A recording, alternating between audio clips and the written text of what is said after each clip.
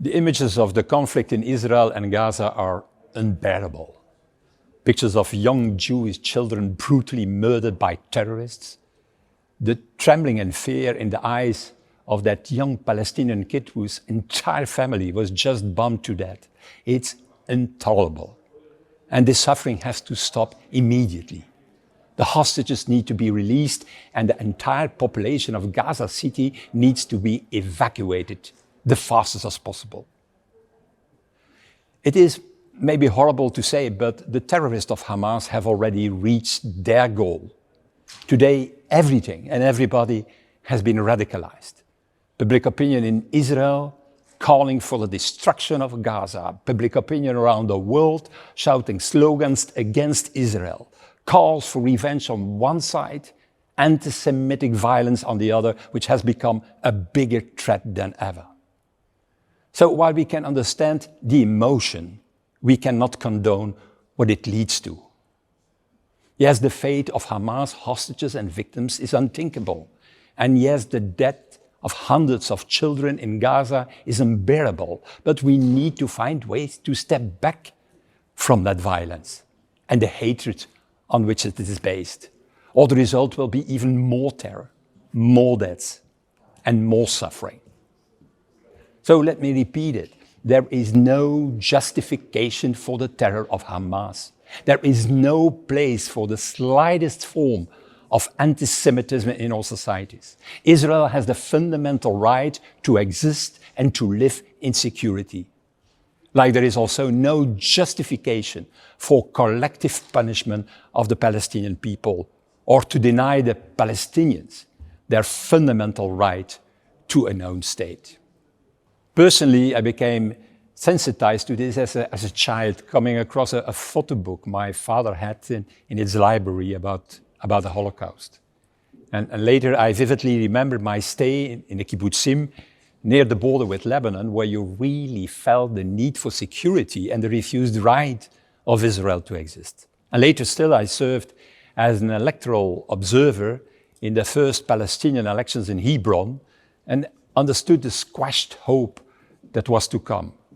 So hence my attempts as Prime Minister and Chair of the European Council to put both parties, Peres and Arafat, around the same table in Brussels, Ramallah and Jerusalem, what was regarded by some of my colleagues as naive and even stupid.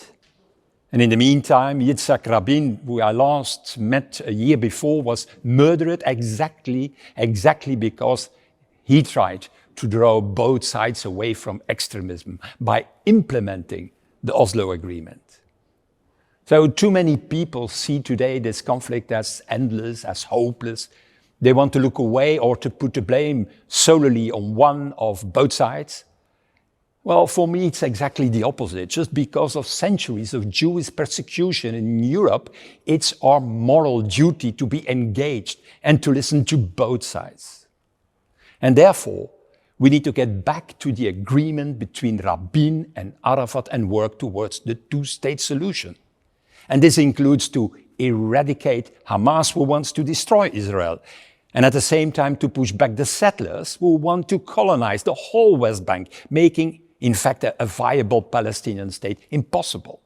And this will only come with the engagement and the pressure from the international community, pressure on the regional powers that support Hamas, and pressure on the whole Western world to support the majority of Palestinians who want to live in peace and prosperity. Because let's not forget, they too are victims of Hamas. They have suffered from every kind of extremism, both on the Israeli and on the Palestinian side.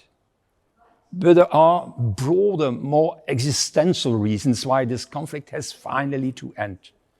What happens now in Gaza acts as a flywheel for everything that threatens peace and stability in the Middle East and in the wider world.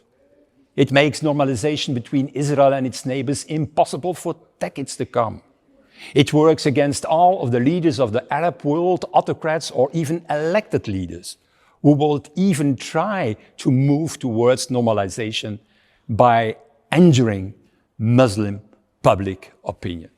To come out of this vicious circle, maybe Europe can serve as a template. Europeans know all about the vicious cycles of violence and a heritage of hatred. We have a history of wars, each following from another. And yet, after the Second World War, we have created peace out of war. We broke the cycle. And how we did it? We brought together old enemies that didn't want to talk to each other. We built institutions to link them. We pooled essential resources. And we slowly but surely gained trust in each other beyond what divides us. One way or another, I think that integration is the road to peace in the Middle East as well. Water and natural resources could be their coal and steel. Gaza should be their Guernica, the point where all decent people of all religions and all nations say enough is enough. Israel, Jordan, Lebanon and an independent Palestinian state could be the founding fathers of a regional initiative that connects people instead of dividing them. And if that sounds impossible, look at European history. Only perpetual war is impossible. All else is what we make of it.